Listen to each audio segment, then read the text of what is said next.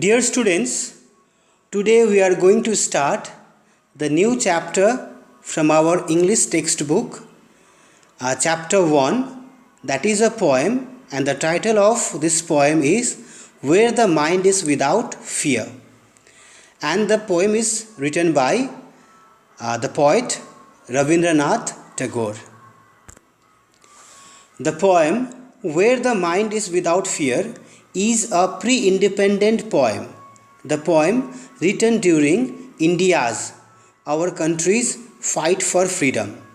The poem is written before our country achieved its freedom from the cruel hands of Britishers.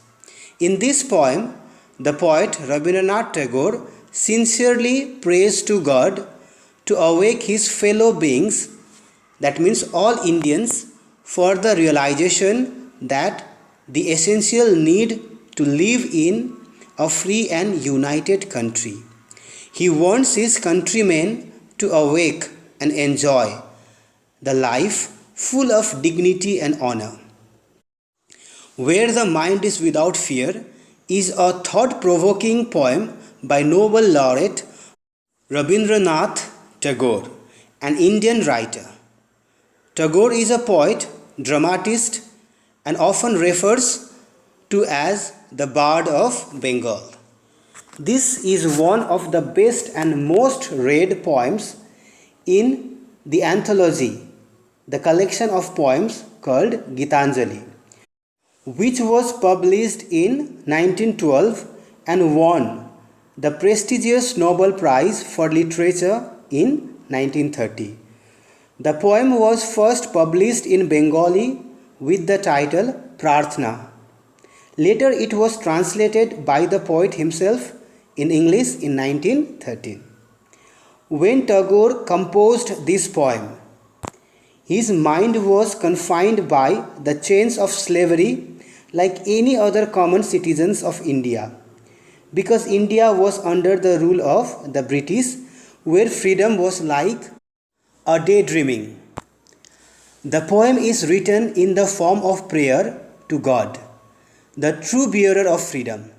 He urges God throughout the poem to awaken and free our country from the long struggle and fight for the cause of freedom, independence. So now, just read out the poem. Okay, students? Where the Mind is Without Fear by Rabindranath Tagore. Where the mind is without fear and the head is held high, where knowledge is free, where the world has not been broken up into fragments by narrow domestic walls, where words come out from the depth of truth, where tireless striving stretches its arms towards perfection, where the clear stream of reason has not lost its way into dreary desert sand of dead habit, where the mind is led forward by thee into ever widening thought and action, into that haven of freedom, my Father, let my country awake. So this was the complete poem. Now I am summarizing the poem. So I request you to listen to the summary of the poem very carefully. So here I am summarizing the poem. Where the Mind is Without Fear is a poem written by Rabindranath Tagore during India's struggle for the cause of freedom from the clutch of the British rule.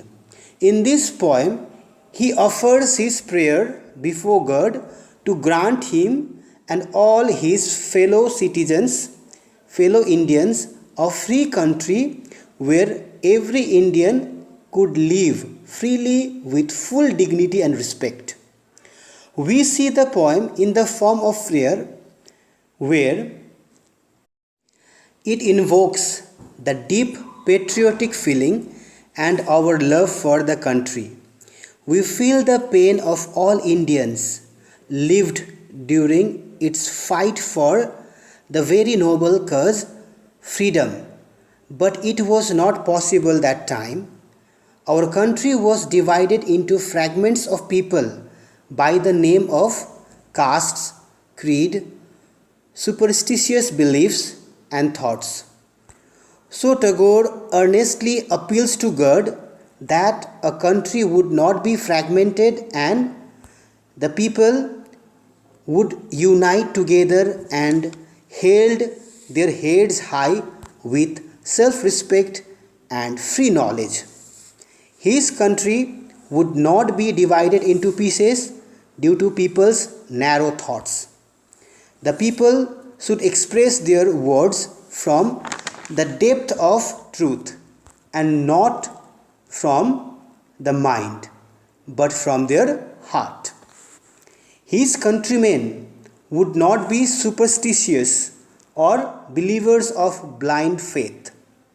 Rather, they would lead enlightened and educated life.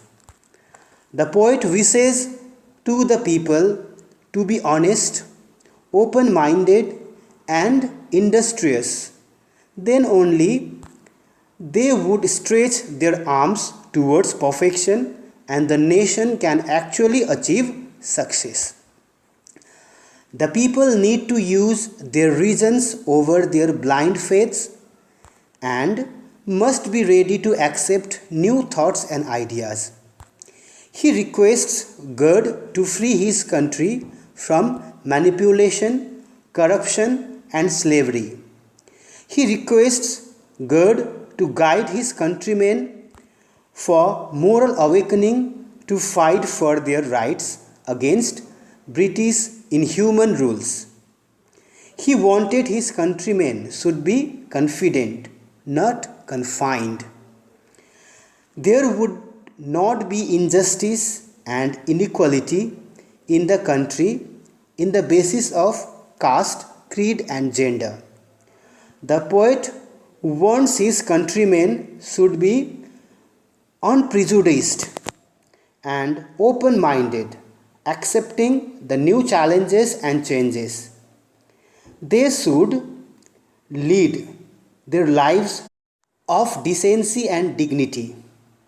To conclude, the poem, Where the Mind is Without Fear, is a poem in which Tagore reveals his personal search for divine and characterized by a variety of original themes both in thought and expression.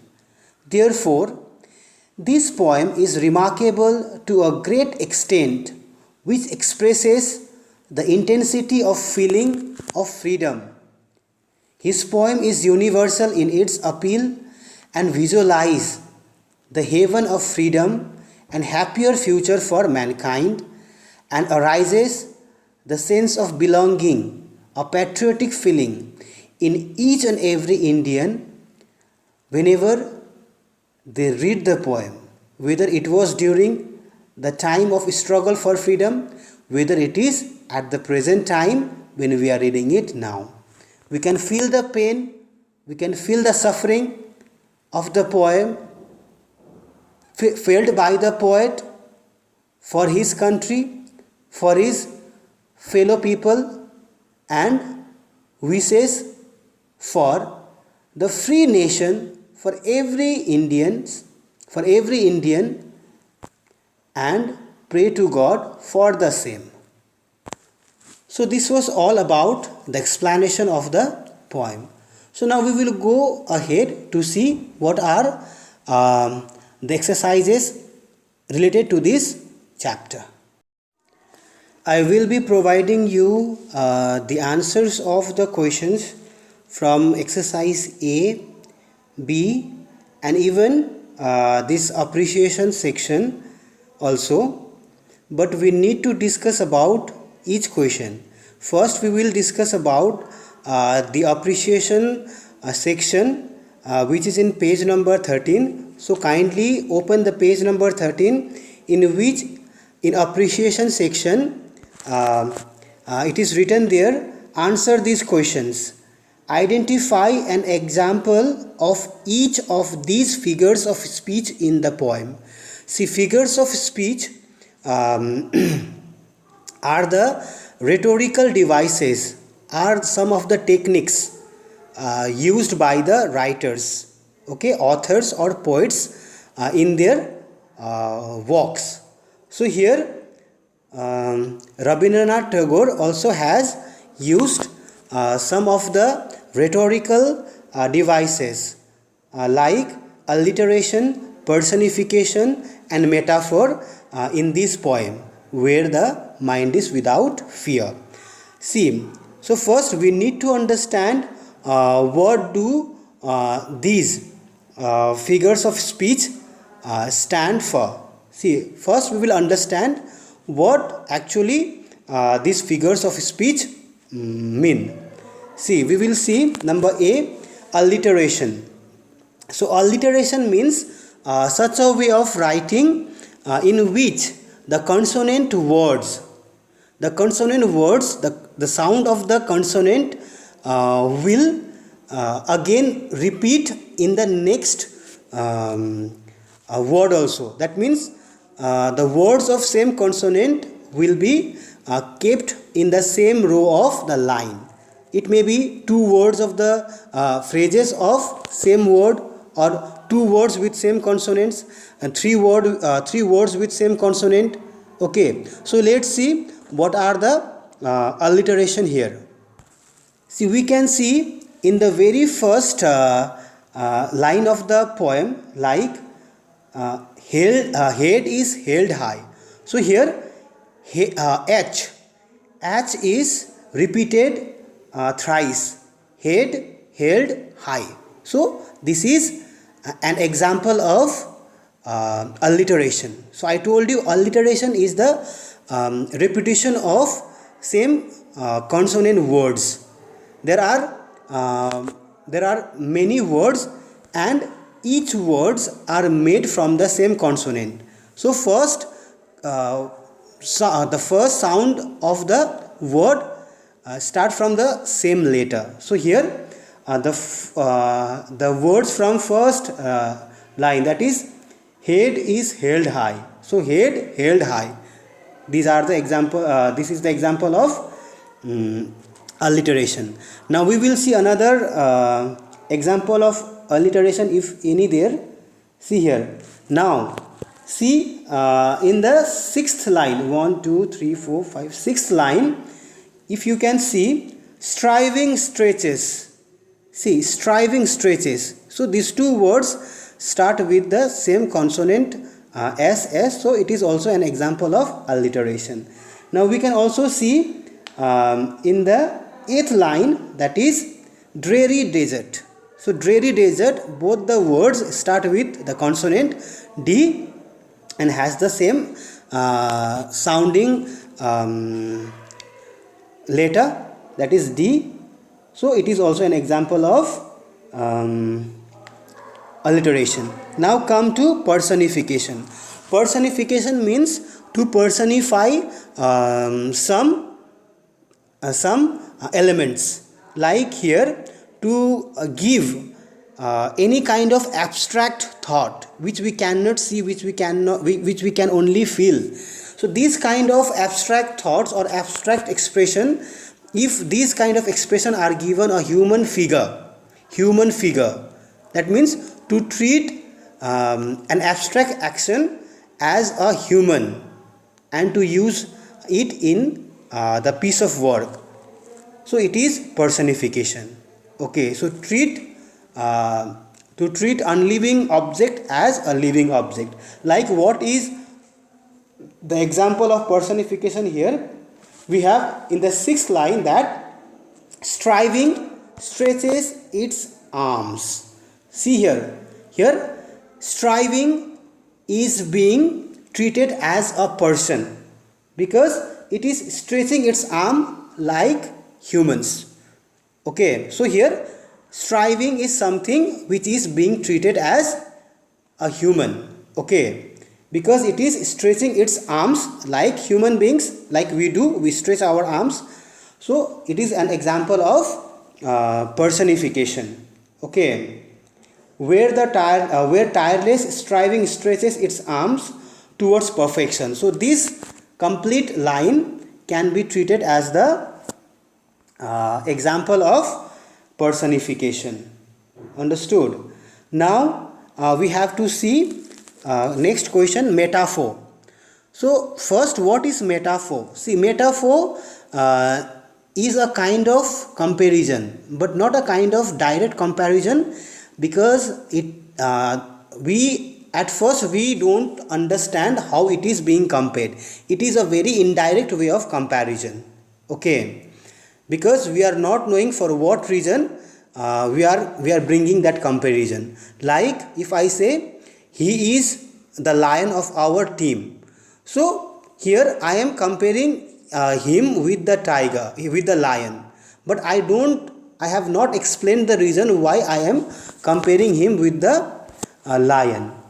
Maybe some features are there inside him which make himself like a lion, but it is hidden. So it is, metaphor is a hidden comparison between two dissimilar things, two different things which are not easy to compare, but we are trying to bring some similar behaviors or some kind of similarities between the two different, completely different objects by showing some similarities. Okay, this is called metaphor.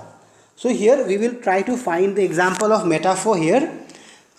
See here in the 7th line we can see the example of metaphor, like see here, where the clear stream of reason has not lost its way into the dreary desert of dead habits. See here the word reason is compared with the clear streams. So here clear streams and reason are two dissimilar things, but they are compared. Okay, and see here, if you see if you see the word dead habits is given there. So here habits means the old bad practice that we have been following from our forefathers, that which we see in our society, the old customs and traditions. Okay, so here this habit has been compared with the bad practice of our society, that customs we even follow today. So it is also an example of metaphor. So I hope you all have understood, and other examples and other exercises we will discuss in the class itself. Okay students, I hope you all understood the poem and now you are able to answer on your own also, but still I will help you to write the answers. Students, we also have to complete the work from page number 11. Just open the page number 11. We have there, what does freedom mean to you? Complete the word wave. See, word wave means the word that comes in relation with the main word. Okay, so here the main word, the keyword is given as freedom. So I have also put some other words that are related to freedom that comes when we speak about freedom. Okay, so some words I have done here and some you have to do yourself. You can see the picture I have sent. So there you will see, and rest of the words you have to check your own and complete the word wave. Okay, see now another work we have to do is, can you name a few freedom fighters who helped us gain independence from British rule? So see, this chapter is related to the feeling of patriotism. Okay, and we also have to know the name of some of our freedom fighters who fought for our country. So there are so many freedom fighters, of which you have to write 10 names of among the freedom fighters. So you should write any 10 names, like we have Mahatma Gandhi, okay, Bhagat Singh, Okay, Ishwar Chandra Vidyasagar, Lala Lajpat Roy. So there are so many freedom fighters who had fought for our country. So you need to recall the name of all these freedom fighters, and you need to write their names here. Okay students, so you need to complete this page number 11 also.